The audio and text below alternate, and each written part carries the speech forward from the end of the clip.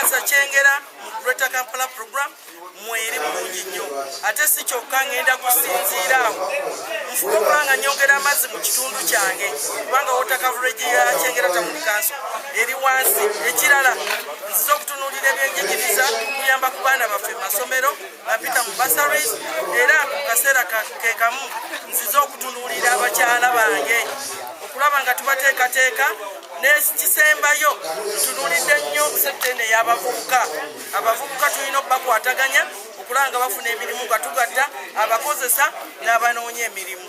nsuubira tujja kubeera ne puroguramu nnungi muzisemu obwesigwa bannakyengera erinnya Margaret Nakitende Gasanjula Mayor to be Kyengera Town Council 2026 nzija jangu none wasi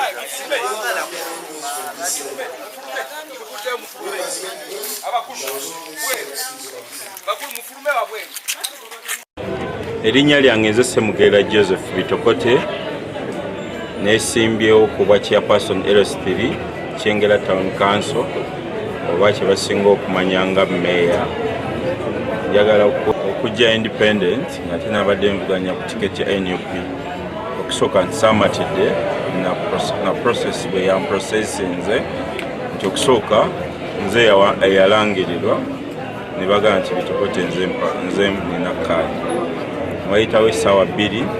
ne bikyuka nga sitegeezeddwako na nsonga lwaki basooka kuwandiika nze ate ne bamala ne bankyusa n'ekirala saawe wa declaration of results form okuva mu process yonna bakoma kuwulira buwulizi nti vetting nina mwana naye simanyi nti ana nafunako mmeka saamanya na munnange otya bwe yansinga ye yafuna mmeka kati obutali bumativu obwo bwe bundeese abantu b'egombola ensangi bannamule ng'owaabwe. Town Council Kyengera Town Council umyewo ku mulundi guno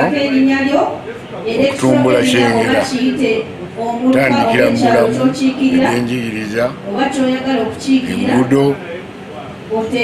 n'okukola byonna ebibadde biremye era opposition byonna ebibadde bigiremye ngenda kubitereeza mu nsangi wali abaana omutindo gwakka wansi ogw'ebyenjigiriza ebyamalwaliro byakka wansi enguudo zaffe zonna nfu enzizi n'obutale mu Kyengera Town Council buli wansi nnyo so nyina kutumbula butale enguudo ebyenjigiriza nagenda kubeera wamu nabyo.